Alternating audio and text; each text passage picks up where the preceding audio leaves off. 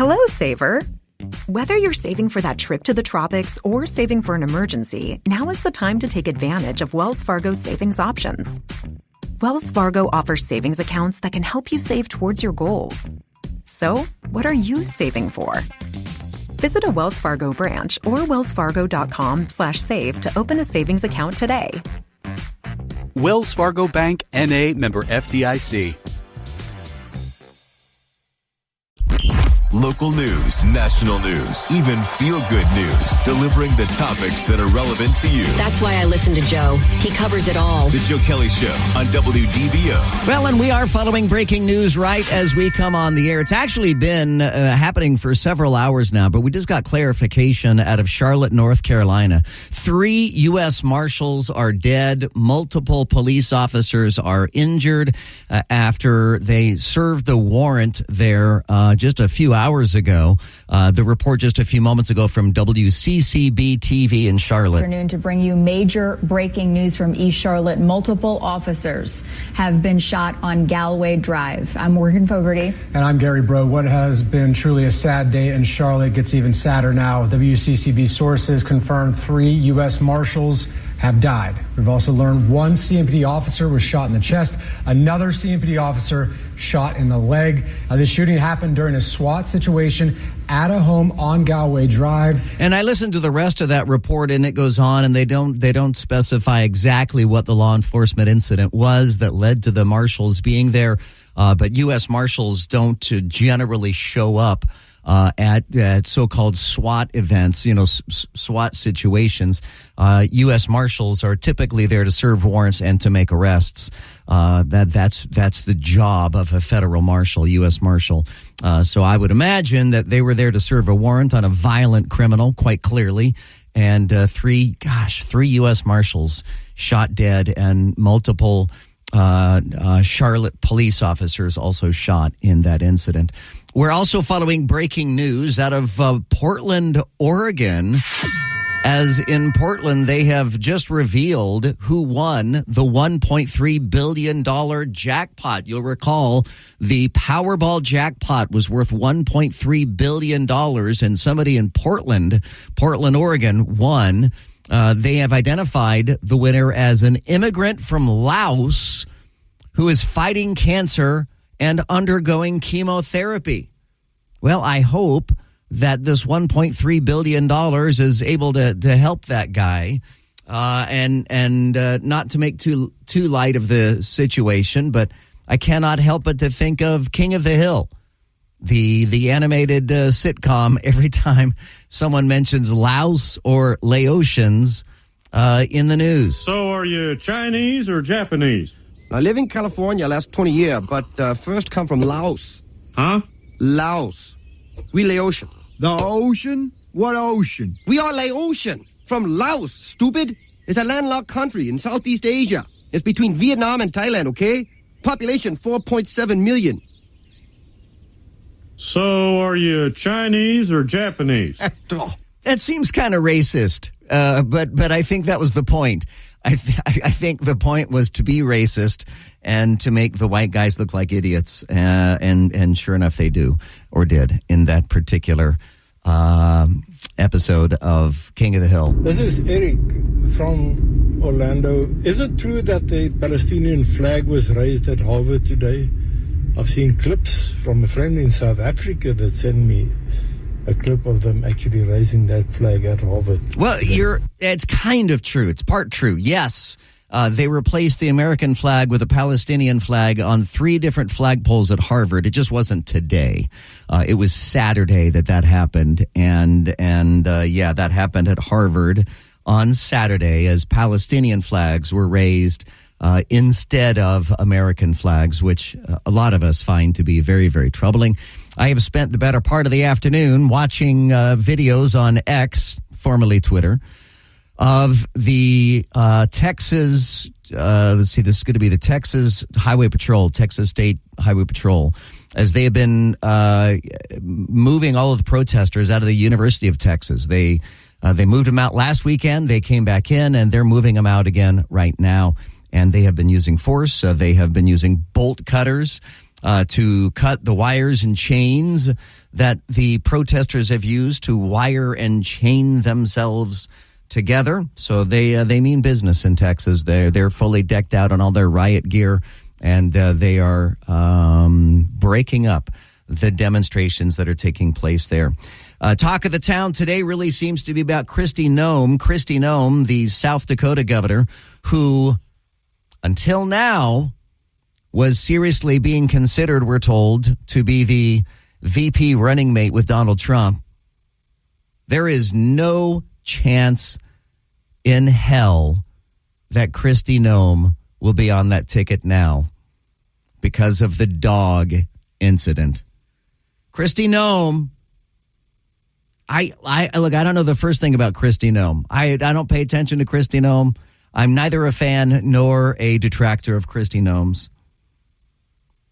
But she has a book coming out, and the publication The Guardian got an advance copy of the book, and they recount a story of a dog named Cricket that is a 14-month-old wire harrier pointer. And the dog was taken on a hunt with Kristi Noem and some other adults and a couple of more mature dogs, a couple of older hunting dogs.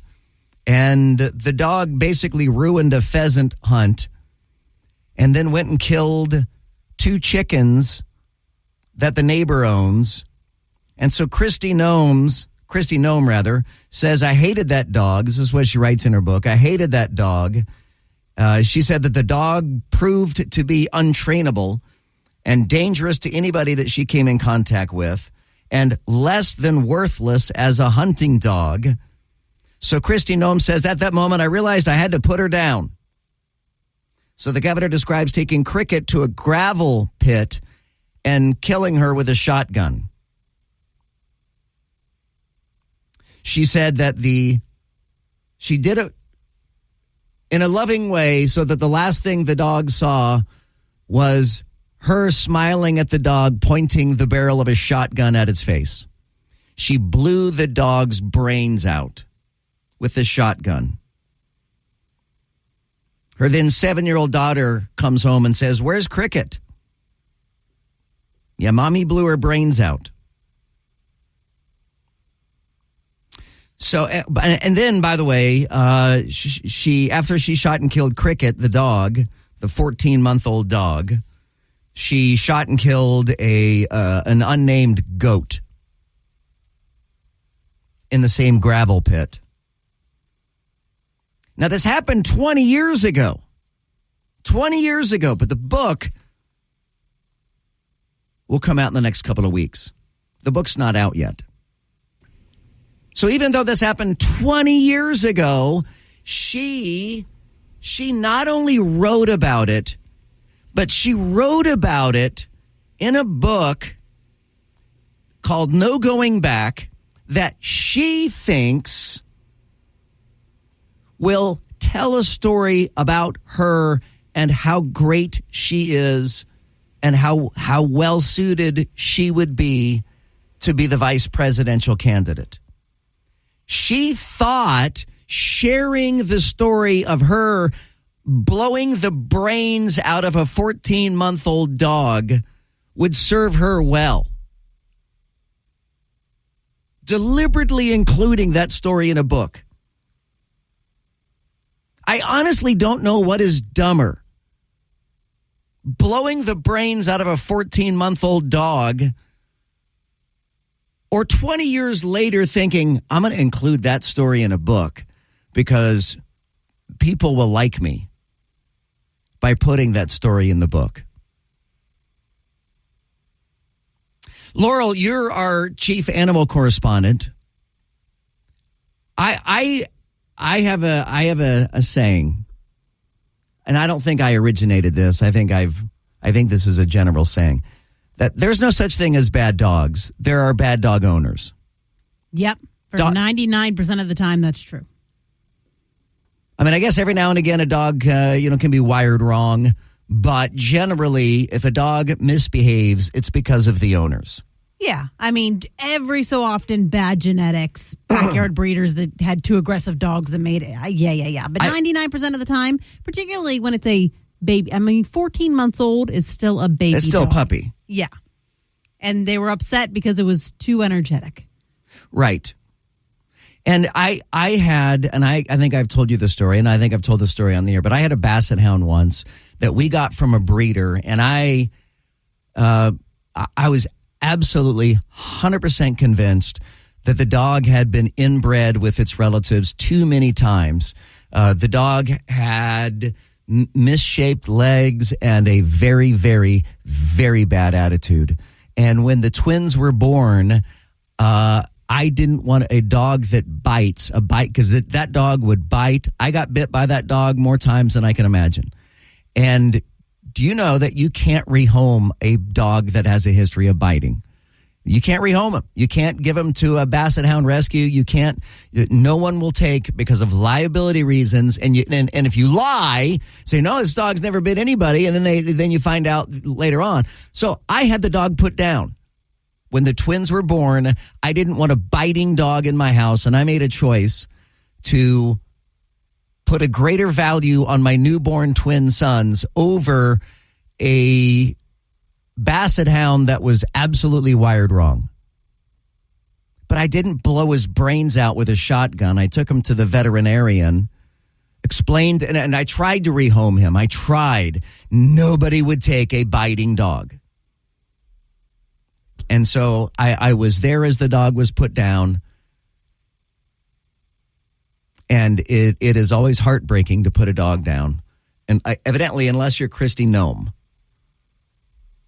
where blowing its brains out with a shotgun makes sense. This has, whether or not you think that she was justified in blowing the brains out of her dog with a shotgun, she has absolutely ended her political career. It's over.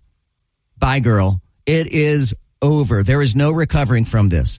And whatever was going through her mind, thinking I'm going to include this story from 20 years ago in my book, was an idiotic decision. Whether she made that decision or a ghostwriter made the decision or a advisor made the decision, whoever made the decision, you have ruined your political career. It's over. Kristi Noem will never be on the ticket. Kristi Noem won't get reelected governor. I don't know if she's even eligible to run again. Kristi Noem's political career is over because she shared that story. And it's a terrible story. 844-580-WDBO. It's 844-580-9326. You can use the open mic in the WDBO app. Share your thoughts. What do you think? You think her career is over? You think that I got this thing all wrong? And then that she's going to be a great VP for Donald Trump? What's your take on this? 844-580-9326. Or use the open mic in the WDBO app. The stories that you missed while you're at work today. That's coming up next on The Joe Kelley Show.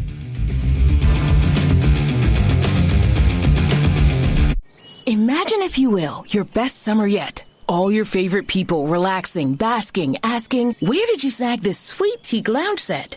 Can you keep your secret? At this store, every piece is wildly sensational. The savings are absolutely incredible. With delivery available, backyard bliss is 100% possible. Your sweet summer secret is HomeSense. For everything outdoor to lounge, party, even garden. HomeSense. Standout pieces, outstanding prices. This is WDBO 107.3 FM and AM 580, Orlando's news and talk. Cash in on our 100th anniversary with the WDBO payroll payout. Your next chance at $1,000 happens tomorrow at 8 a.m. Listen for the keyword and then tap the payroll payout button in the WDBO app. It's our way of saying thank you for 100 incredible years. I'm not sure why I'm listening about a dog and a goat being shot 20 years ago on the radio right now. Kind of graphic, and don't think it's necessary. Move on, buddy. I'm sorry you're offended by that. Move on, buddy. It literally just came out. The book hasn't even come out yet. This story is only just now starting. If you want this story to move on, you're going to be sorely disappointed because this story is just starting, and it is not going to be concluded anytime soon, particularly as Kristi Noem is digging herself even deeper into the hole, trying to make excuses for why she did what she did, and she is defending her behavior, and her career is over, period. I don't know why you're offended by us talking about that. Just clocked out? Let's rewind. Here's what you missed while you were at work. Federal court in Richmond becomes the first in the country to rule that state health care plans must pay for gender-affirming surgeries. The G7 agrees to shut down coal plants by the year 2035. Numerous law enforcement officers struck by gunfire in a major North Carolina city, that's Charlotte, East Charlotte. And we now know three U.S. Marshals are dead. At least two other city police officers have been shot. The Biden administration, get this, accuses Israel of human rights violations in a stunning condemnation. Lawyers for Hunter Biden plan to sue Fox News imminently, according to a letter sent to the network, obtained by NBC News. Police and protesters clash on the campus of the University of Texas at Austin this afternoon after authorities there issue a dispersal order. Paramount CEO Bob Bakish is out amid Skydance merger talks. And that is the latest stories you missed while you were at work today. Talking about Kristi Noem killing her dog. Yep, happened 20 years ago. And for some bizarre reason, she thought it would be a good addition to her new book. Connie is in Orlando. You're on the Joe Kelley Show. Hi, Connie. Hi, Joe. You know, this just broke out, this story about Kristi Noem. I don't know anything other than what I heard from you. Yeah. But with all the hit jobs that are going on with conservatives, I would kind of sit back for a minute and really see what unravels. Because even Adam Schiff for 3 years had proof that Trump was a Russian spy, and it was nothing. Right, so but in this case, Connie, Kristi Noem admits it. I mean, this is her own words. This is not some conspiracy theory that's being thrown out by an opposition. She confesses in her book that she put a shotgun to the head of a 14-month-old dog and pulled the trigger. So she actually put it in the book, and she confesses she put it in the book. Is all, not to say that would ever be right, ever. Right. But are all the information there? Like, did the dog go after somebody? Did it almost hurt a child? I mean, we don't know what aggressive dogs will do. And you know they put them down at the pound if they're aggressive or whatever. Maybe, just maybe, back in the day, that was the way they handled it. Connie, my bigger criticism isn't so much for what she did with the dog. It's that she thought it was a good idea to tell the story 20 years later. Telling the story. Maybe it's therapy. Joe, do you think maybe it's therapy? Well, I mean, she's gonna therapy herself right out of a job. Oh, that's so sad because she really is a strong, wonderful woman, and she is an avid hunter. I mean, you know, I just have to wonder if this is another one of those hit jobs. Kristi, I'm sorry, Connie, how could it be a hit job when she confesses to it? I mean, she's doing the hit job on herself. This is not, as I said, this is not from an opposition member that's making wild accusations about Kristi Noem. Kristi Noem is making wild accusations about herself, which is crazy. This is WDBO 107.3 FM and AM 580, Orlando's news and talk.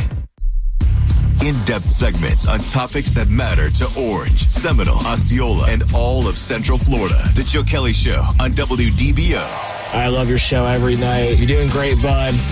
Just a few comments on Kristi Noem. I was never that impressed by her. She comes from a state that has a population that's less than basically greater Orlando. So that's the type of experience she has. But to shoot an animal on a farm, I mean, she's got to know that there's a lot of rehoming places that would have taken that animal, and she took the easy way out, which is really sad. And then to write about it is foolish. Absolutely so. 844-580-WDBO. You can use the open mic and the WDBO app. You're listening to the Joe Kelley Show. I'm Joe Kelley. You find me online at Talk Radio Joe. Donald Trump just released his statement about his meeting today, over the weekend, with Governor DeSantis. He writes, I'm very happy to have the full and enthusiastic support of Governor Ron DeSantis of Florida. We had a great meeting yesterday arranged by mutual friend Steve Witkoff at his beautiful Shell Bay Club in Hollywood, Florida. The conversation mostly concerned how we would work closely together to make America great again. Also discussed was the future of Florida, which is fantastic, all caps, exclamation point. I greatly appreciate Ron's support in taking back our country from the worst president in the history of the United States. November 5th is going to be a big day. That from real Donald Trump just a few minutes ago. All right, Kristi Noem kills her dog Cricket. By the way, with birdshot rather, not buckshot, birdshot. Birdshot. Now, for those that don't know, birdshot is a shotgun shell filled full of little BBs, which is what you use to shoot birds, because they were out shooting pheasant, and she shot it in the head with birdshot, which could not have been a quick death, could not have been a painless death, because she shot the goat after she shot the dog, and the first shot with birdshot didn't kill the goat. So she had to go back to her truck because she didn't have another shell. I'm wondering if she had a double-barrel shotgun and she only had two shots with her. But she shot the goat. The goat didn't die, so the goat would lie there writhing in pain, one would imagine. So she goes back to the truck to get another shell and comes back and then shoots the goat again, killing the goat upon the second shot. 844-580-WDBO in Orlando. Fairlyn is joining us. Hey, Fairlyn, how are you? I'm great, Joe. How are you doing? Wonderful. Yes, I'm calling about that. You know, I really liked her until I heard this story, and then I did some reading up on it, and I lost all respect for her. Because for one reason, we're talking about a 14-month-old puppy, basically. Yep. And just because the puppy didn't do what she wanted it to on this pheasant hunt, she was very upset with it. It was the first time she had taken the dog out. She wanted to see how it was going to react. Well, it reacted like a puppy. You know, it's like any little any dog that chases a cat or chases a bird or anything like that. And she got upset with that and then decided that, it wasn't the dog for her. So she takes it to the pit and then shoots it. I mean, she writes in the book, I hated that dog. I mean, those were her words. I hated that dog. That's what, and then when I read that part, I thought she hated that dog. Well, if she hated that dog so bad, why didn't she just take the dog to, a rescue unit or something? Drop it off at a shelter. Somebody in. Absolutely. But no, she proceeds to, be the one that shoots it. So then she turns around, and because, the goat doesn't react the way that it's supposed to do either, she shoots it. And she says she shot the goat because it was uncastrated, and it became unruly. Well, whose job is it to castrate the goats? That's right. And whose job was it to train the dog that she was going to use for a hunting dog? Yeah. No doubt. mean, so I really kind of lost all respect for her. And, because I thought she could have done quite well as a vice president, and stuff. I've always kind of liked some of the things, but now, not so much. Do you think she can politically recover from this?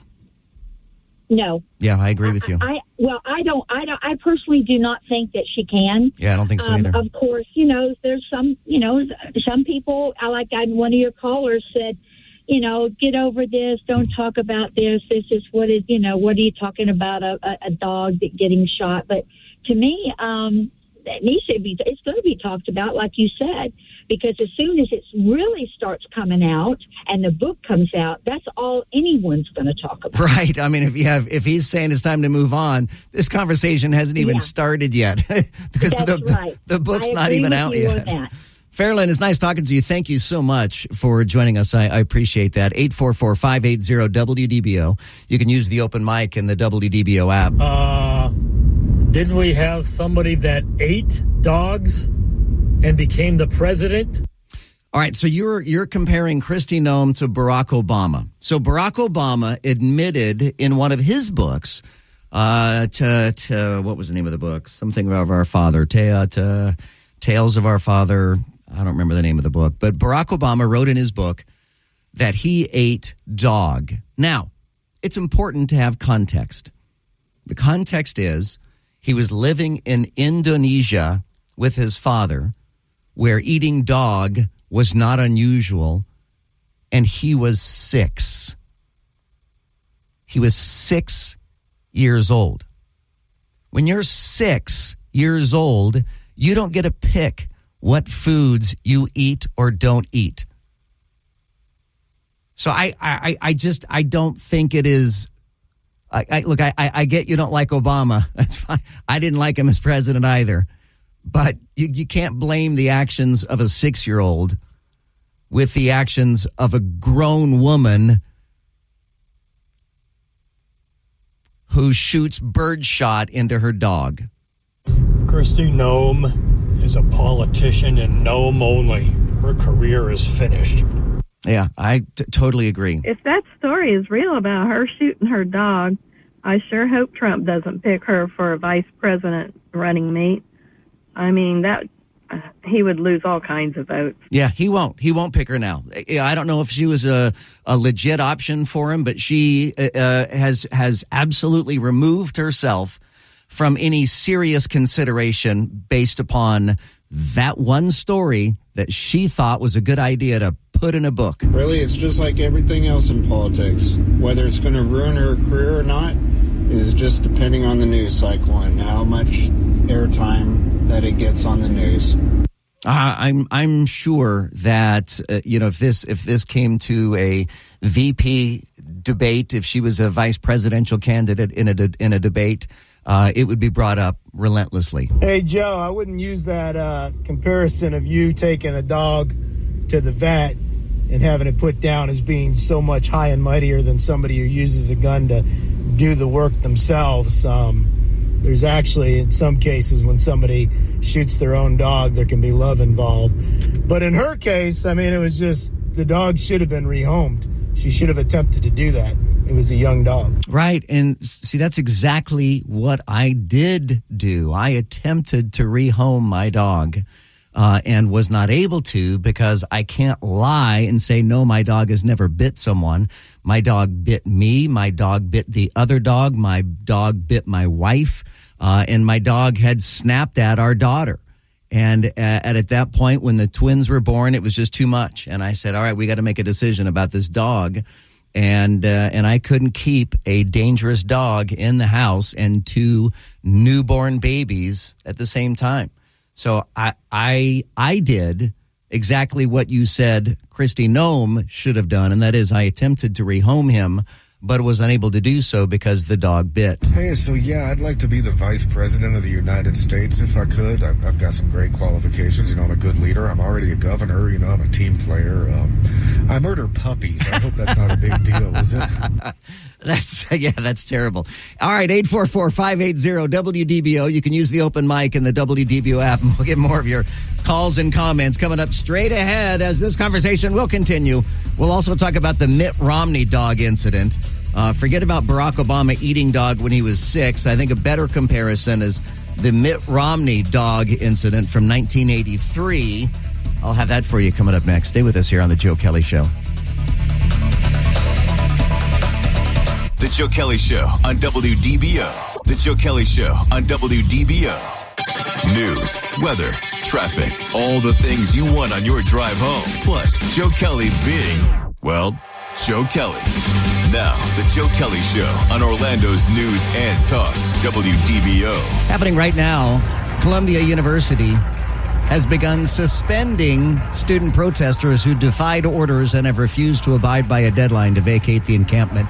They were supposed to vacate 4 hours ago, and they're still going strong. So Columbia is suspending students. Oh, it's the least they could do is suspend students. That's happening right now on the campus of Columbia University. All right, Mitt Romney. So we're talking about Kristi Noem killing a dog 20 years ago. Ancient history, you might say to yourself. Problem is she has penned a new book in which she tells the story about putting a shotgun to the head of her 14-month-old wire-haired pointer and shooting it with birdshot and killing it because she hated that dog. And she said it was untrainable and it had killed 2 chickens of her neighbors. So she took it to a gravel pit and shot it in the head. And I say that she has forever ruined her political career. She will never be able to, what's the saying? You'll never get elected a dog catcher. Well, she sure as hell is not going to get elected dog catcher. That's for sure. But let me remind you about the Mitt Romney dog incident. It happened in 1983. Mitt Romney and his family were traveling from Belmont, Massachusetts to Canada for a vacation. And they had a dog named Seamus. And they put Seamus on the roof of the dog in a dog carrier for the 12-hour drive. And it wasn't until Seamus let loose his bowels in a very watery way that they pulled over to tend to the dog. They had to hose out the dog carrier and clean Seamus and hose off their car because it was all gross from Seamus having the runs. And Mitt Romney says, oh, no, it was totally fine. It was completely legal. And he didn't kill the dog. He just didn't handle the dog, care for the dog like a family member. And it became a huge part of political attacks on Mitt Romney in 2008 and in the 2012 presidential elections. Mitt Romney was a terrible candidate. Terrible. But the dog incident didn't help Mitt Romney. The dog incident with Kristi Noem is far, far worse than what Mitt Romney did. Joe, sorry, you kill a dog like that without at least trying to find it a home, you're no good. Nah. Trump better not take her. He's going to lose a lot of votes. Yeah, there's no way Trump will take her now. Do we have proof? Proof? Of what was in the book or the writing, or does she say anything about this? I mean, we're spending a lot of time talking about this. This is crazy. What do you mean, do we have proof? What do you want? Do you have to wait till the book is delivered to you? She admits. Follow her on Twitter, dude. She's got a Twitter post today trying to dig her way out of this. All right? Sorry, man. This is a real story. It's happening. It's a real thing. You can let me know your thoughts, 844-580-WDBO, or hit me up in the open mic in the WDBO app. The Joe Kelley Show on WDBO. Now, from the Bogan Munz & Munz WDBO Traffic Center. Auto accident? Choose Bogan Munz & Munz. We've got a crash 408 westbound after 436. It's blocking the left lane. Another wreck, State Road 46 westbound after Lake Mary Boulevard. It's blocking the right lane. Have a full update for you in just a few minutes. Save money at Refresh Computers, Central Florida's budget computer store. Visit refreshcomputers.net or call 407-478-8200 for the latest details. From the WDBO Traffic Center, I'm Paul Cross. This is WDBO 107.3 FM and AM 580, Orlando's news and talk. From the jazz age to the information age, WDBO has been there. Join us in saluting a century of broadcasting excellence. Happy 100th WDBO, the soundtrack to Orlando's history. Well, soon you may not be able to afford strawberries or blueberries or what other kind of berries do we grow here in Florida? We don't really have much citrus anymore. I live out in Hamlin area, and when I moved here 10, 11 years ago, it was all citrus groves out in Hamlin. Now there's like no citrus groves, and it's all houses and Publix shopping centers and everything else like that. But so I was reading this piece out of the South Florida NPR station. It's WUSF, and the headline reads: a year later, Florida businesses say the state's immigration law dealt a huge blow.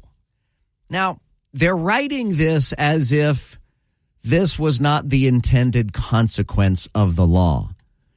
This is precisely the intended consequence of the law. Now, if you're new to Florida, or maybe you just don't recall, a year ago, Governor DeSantis, then a presidential candidate, passed one of the toughest crackdowns on immigration in the country. And quite frankly, this is something that every state should be doing anyway. Quite frankly, I thought it was federal law. I still do.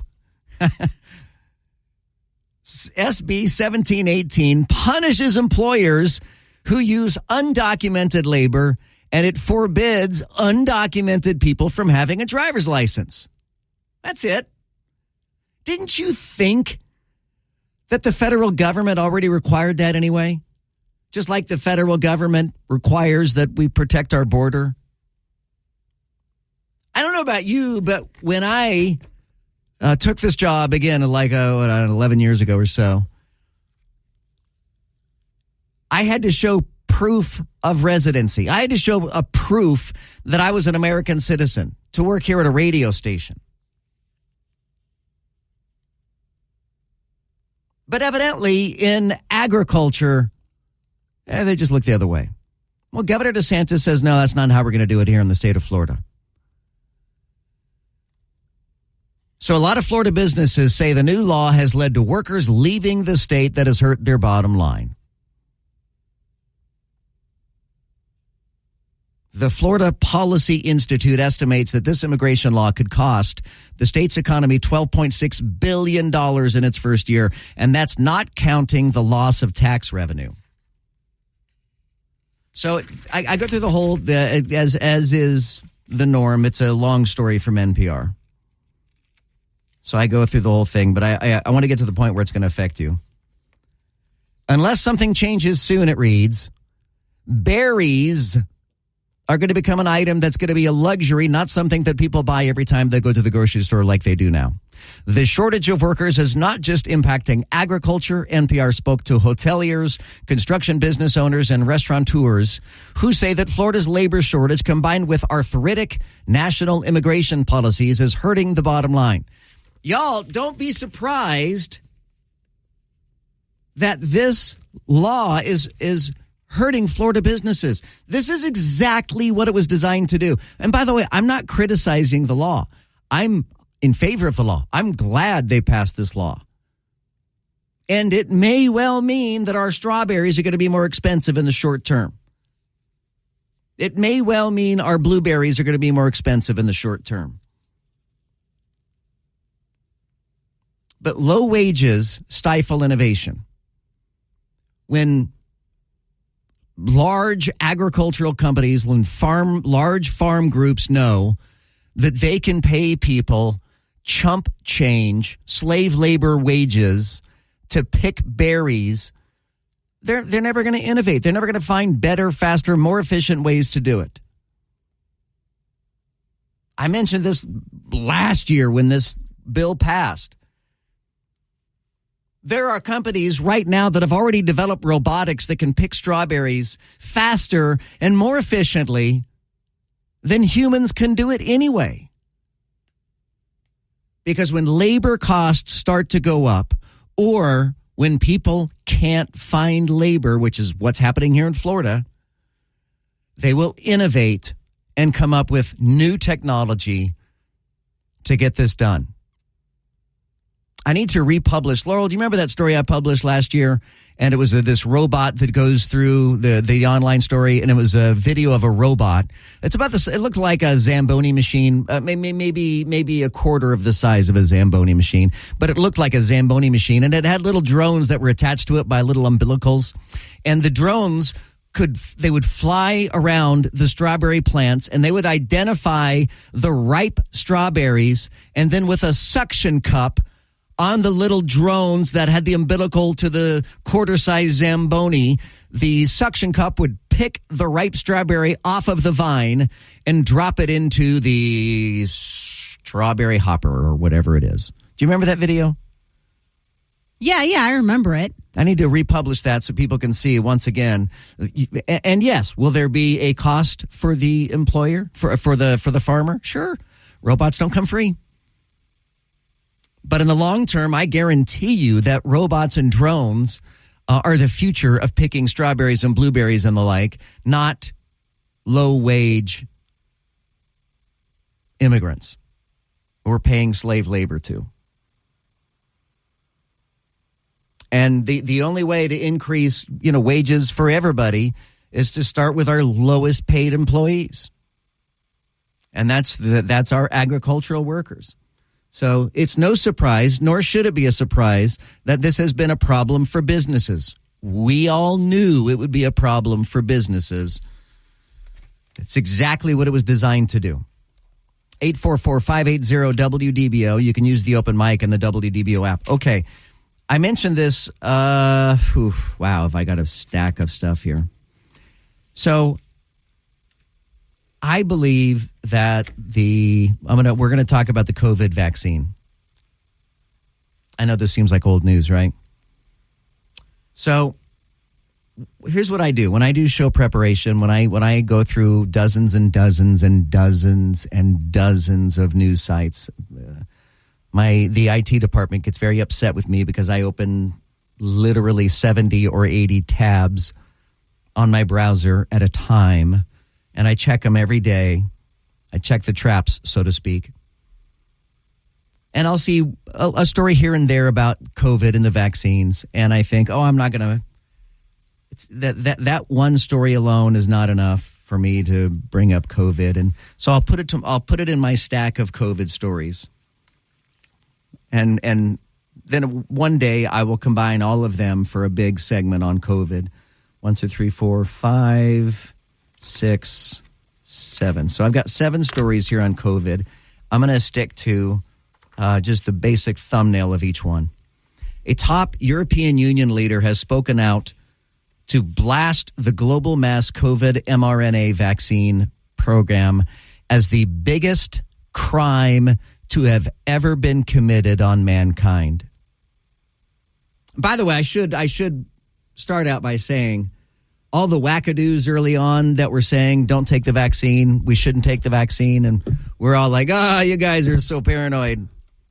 I apologize to every one of those people.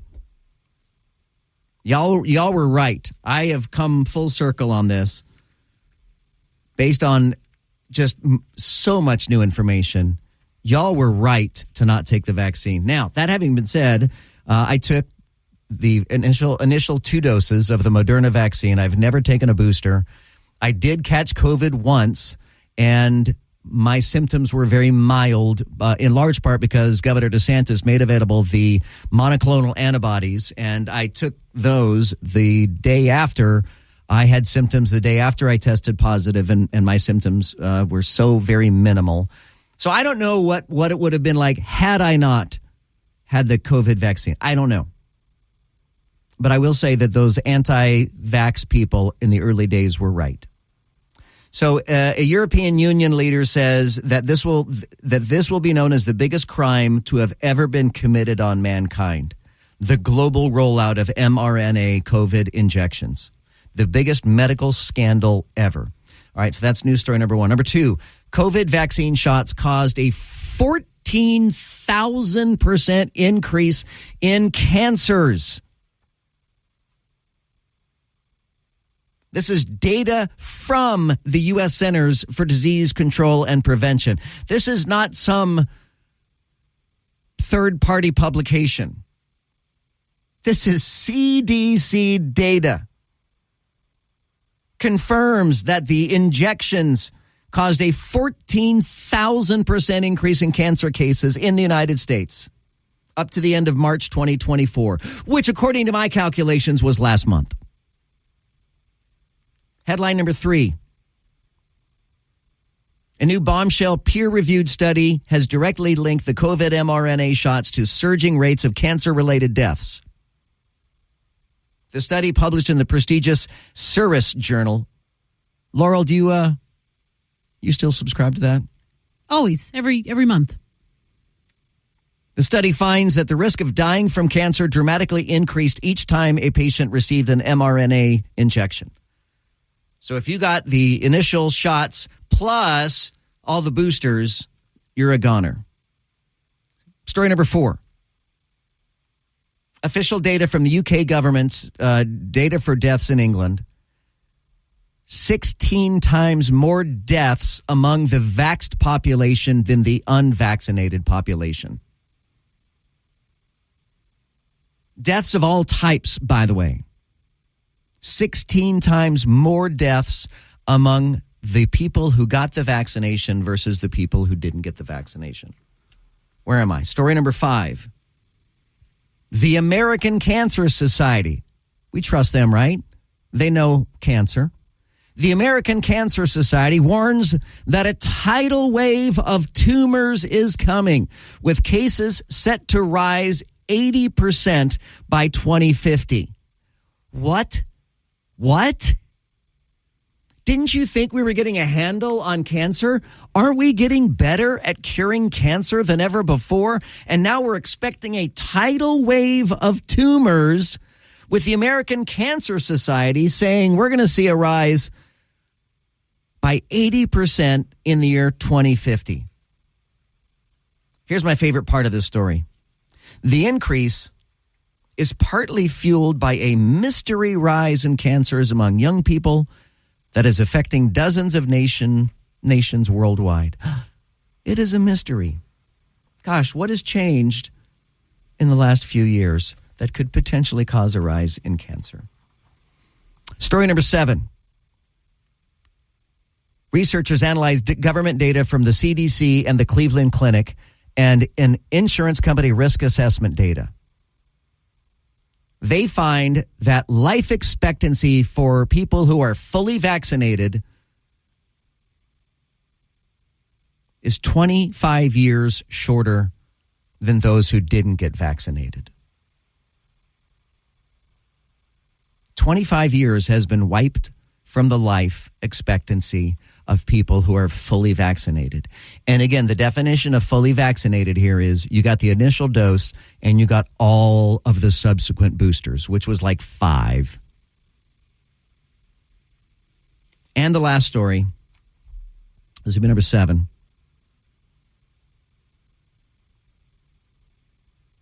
This came out as the Princess of Wales announced that she was being treated for cancer. And think about that. How old is she? She's in her late 30s, early 40s, I guess. Isn't she? Somewhere there, ballpark. Which is young to have cancer. Doctors warn of a mysterious cancer epidemic affecting fit younger people. It's a mystery. One study looked at data from Northern Ireland and found the rate of early onset cancer has increased by 20.5%. The equivalent of 7,000 extra cases a year across the UK. Health experts are baffled as to what is causing the new trend, which is primarily centered on the abdominal area. They're baffled. I'm sorry, but there's just, I'm not visiting conspiracy theory websites. I don't go to conspiracy websites. I don't share conspiracy theories. I need to see empirical evidence. I only count on legitimate sources. And I'm sorry, I've seen too many legitimate sources now tell us how dangerous the mRNA vaccines actually are. And I can't speak for you, but I can speak for me. Never again will I take an mRNA vaccine. And supposedly, the next mRNA vaccine is going to be a cure for cancer. Yeah, I'll pass. I'll pass on that. As a guy who has had cancer pretty much my entire adult life, I've had cancer on and off since I was 15 years old. I'll pass on a cancer vaccine. 844-580-WDBO. There it is. There's like a month's worth of COVID stories that I've been stockpiling for you. You can comment on any or all or none of them at 844-580-WDBO or use the open mic in the WDBO app. The Joe Kelley Show on WDBO. The Joe Kelley Show on WDBO. Connected to our community. Talk local issues and events with Joe Kelley. Use the open mic in the WDBO app and let Joe know what interests you. The Joe Kelley Show on WDBO. All right, you got to hear Nancy Pelosi not having it on MSNBC. Biden is doing that, created 9 million jobs in his term in office. Donald Trump has the worst record of job loss of any president. So we just have to make sure people know. That was a global pandemic. He had the worst record of any president. We've had other concerns in our country. If you want to be an apologist for Donald Trump, that may be your role, but it ain't mine. And I he don't has think the that worst. anybody can accuse me of that. And Joe Biden. Can you imagine that? Calling an MSNBC host an apologist for Donald Trump. Wow. 844-580-WDBO. Let's go to Haines City. Ben is joining us. Hey, Ben, how are you? I'm doing pretty good. How are you? Excellent, thanks. All right. On this blueberry situation, so we got a real problem here. It's $12 an hour minimum wage now in Florida. We're competing with $2.50 an hour to pick blueberries in Mexico. The wholesale price of blueberries is 80 cents a pound. And the farmers in Polk County can't pay $12 an hour and sell blueberries. So what's going to end up happening is all of our blueberries are going to come from Mexico.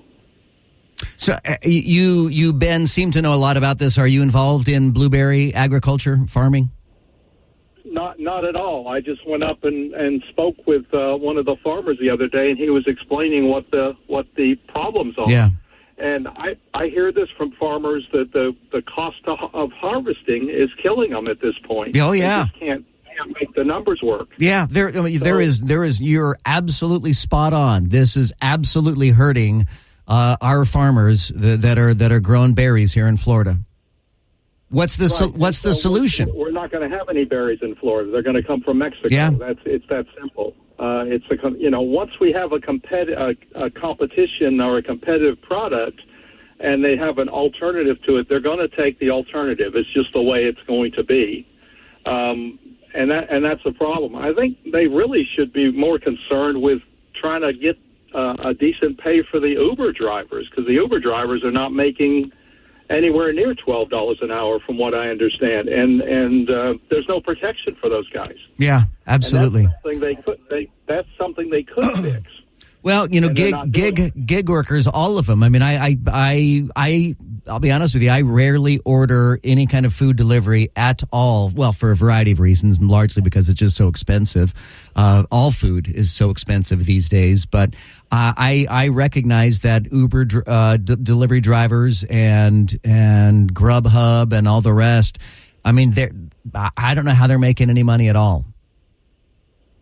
Well, they're not. With the price of gas going up and that kind of thing, they're just not doing it. So that's the one I think they really should be focusing on, rather than the agricultural part of this, because it's we're going to lose our agriculture here. No doubt. Ben, thank you so much, man. I appreciate your phone call. Coming up next, oh my gosh, James Carville, the Democratic strategist, I know words, strategist, absolutely loses his poop.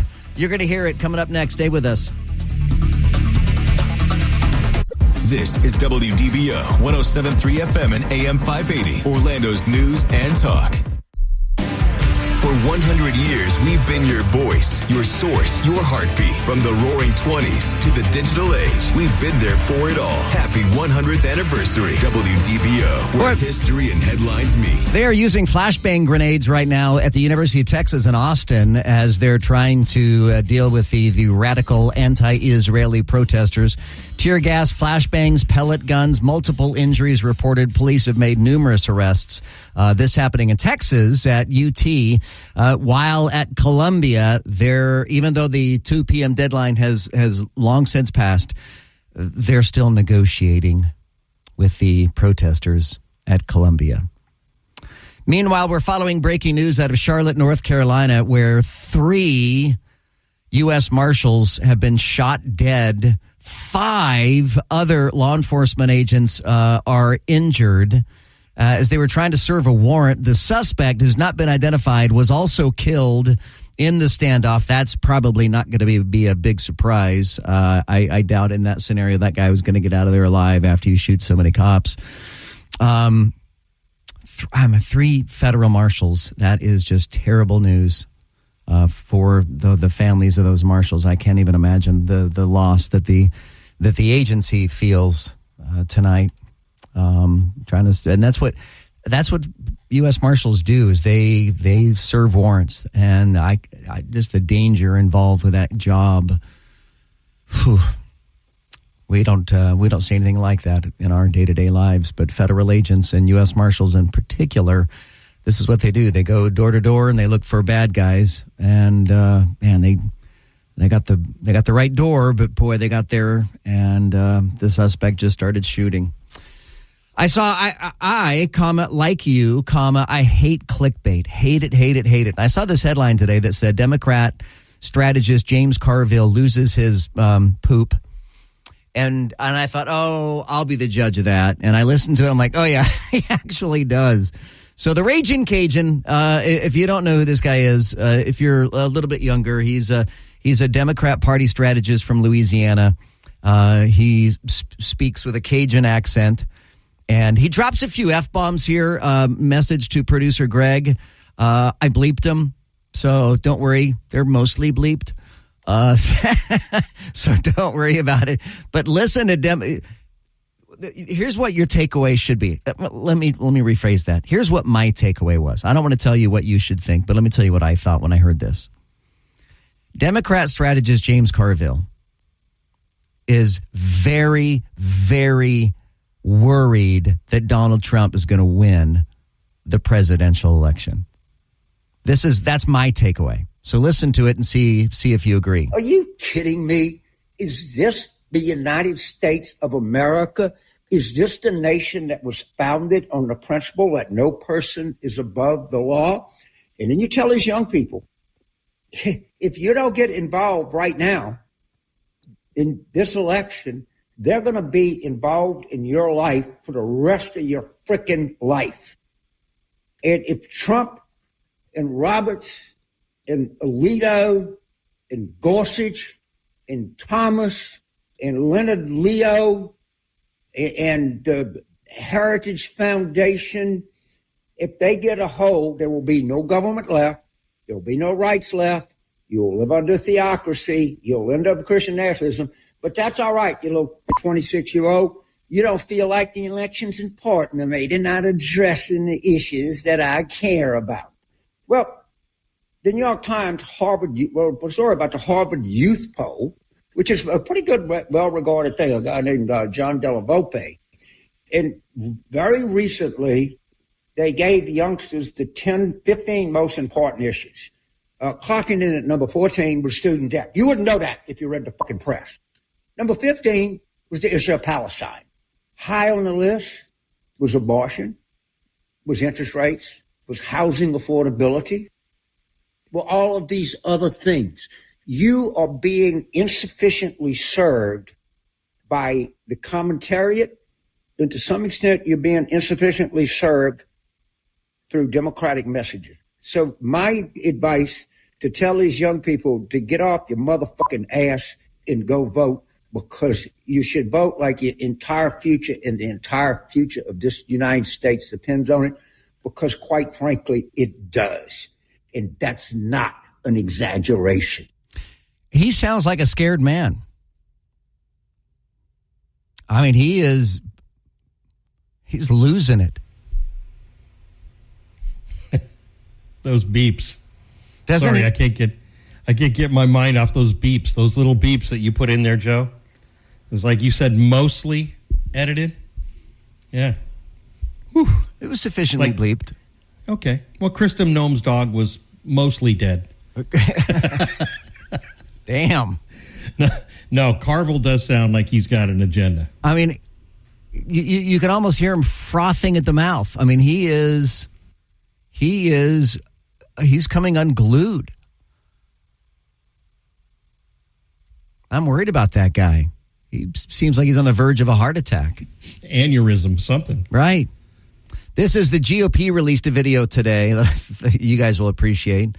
The GOP released a video today that addresses where exactly Joe Biden was raised or how Joe Biden was raised. I was sort of raised in the Puerto Rican community. I had a very close relationship with the Greek American community, for real. I am Joe Bidenopoulos. I grew up in a heavily Irish Catholic community in Scranton, Pennsylvania, and a heavily Italian, Polish community. When I say I got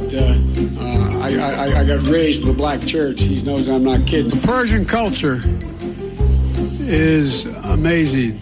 As a student of the Persian culture, I probably went to shul more than many of you. I come out of the black community. The background of my family is Irish American, not fundamentally unlike the Palestinian people. I might say raised in the synagogues in my state. Everyone in town was either Polish or Italian. I grew up feeling self-conscious. My name didn't end in an SKI. I was raised in a neighborhood where I felt self-conscious. My name didn't end in O. That's kind of how I was raised, like so many Americans of Irish heritage. In HBCU in your home state, Mr. President. Let me tell you, forget about it. That's right. That's where I got raised, man. Just like rabbis, synagogues, and Jewish community centers in your hometowns, and that's the tradition I got raised. Hard-working people, the middle class, the neighborhoods I got raised in. I was raised on GM. I was raised by Danny Inouye. I was raised by a righteous Christian. I got raised on automobiles. Man, that is confusing. I don't know where or how Joe Biden was raised, and I don't think Joe Biden knows where or how Joe Biden was raised. He's old. He's old. He could have actually been raised 100 times. Yeah, maybe so. Maybe he had all those experiences, or maybe he is just a chronic liar. He wouldn't know the truth if it hit him over the head. 844-580-WDBO. Use the open mic in the WDBO app. Look for the Joe Kelley Show podcast wherever you get your podcasts. The Joe Kelley Show continues on WDBO.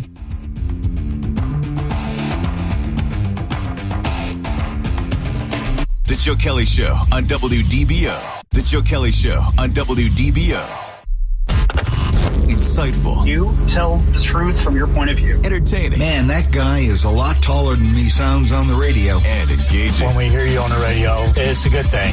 The Joe Kelley Show on WDBO. So I watched the Magic game on Saturday, and dang, that was a lot of fun. I haven't watched a Magic game from beginning to end. Hang on. Ever? I think is the amount of times it's been.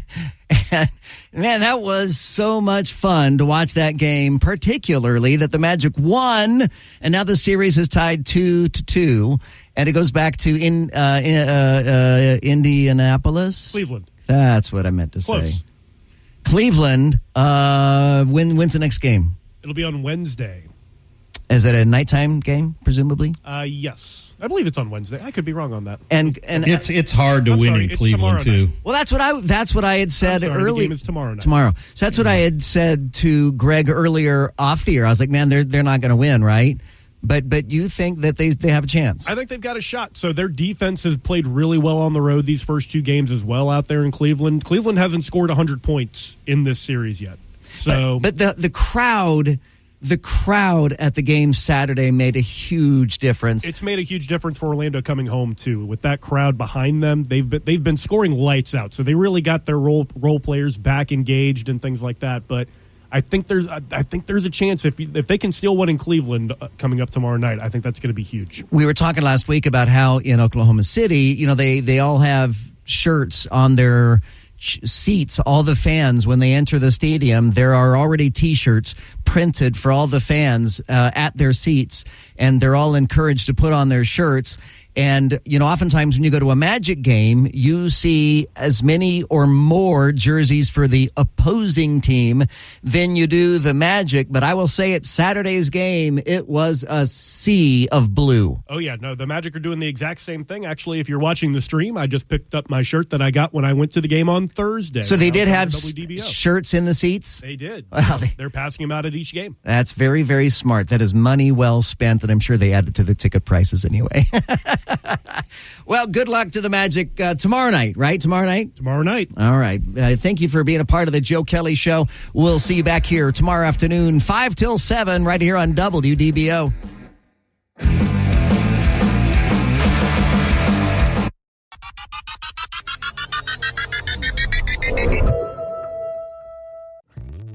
Hello, Saver. Whether you're saving for that trip to the tropics or saving for an emergency, now is the time to take advantage of Wells Fargo's savings options.